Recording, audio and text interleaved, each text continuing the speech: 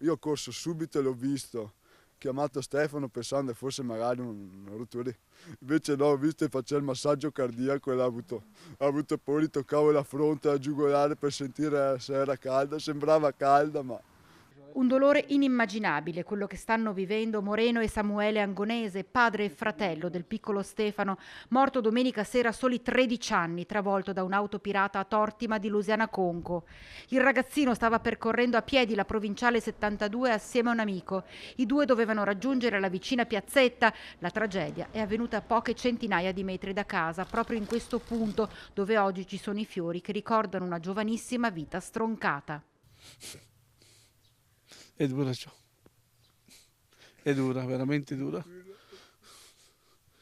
Sentire la mancanza di un bambino di 13 anni, che adesso non c'è più. Devo far forza ma è difficile.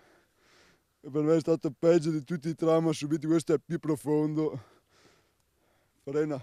Perché c'era un legame fortissimo tra voi due? Litigavamo ma avevamo un legame fortissimo. Il corpo di Stefano è stato portato all'ospedale di Vicenza dove sarà sottoposto ad autopsia, mentre l'amico è stato dimesso dal San Bassiano, anche se è distrutto dal dolore per la perdita del compagno d'avventure.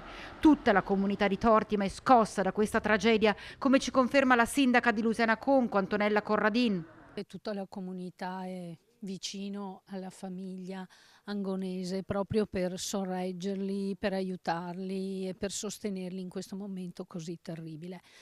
Non è possibile che due ragazzini a piedi in mezzo alla contrada possano essere travolti da un'auto che se ne va. Quando si saprà il giorno dei funerali avete già preso anche una decisione proprio come amministrazione? Certo, il giorno dei funerali proclameremo il lutto cittadino proprio per ricordare questo ragazzo, per ricordare Stefano e per essere più vicini tutti quanti alla sua famiglia. Intanto in mattinata il fratello Samuele aveva lanciato un appello attraverso le nostre telecamere.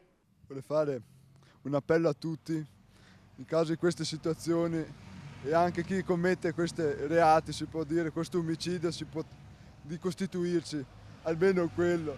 Sai che il danno hai fatto e hai rovinato una famiglia, ma non è troppo tardi.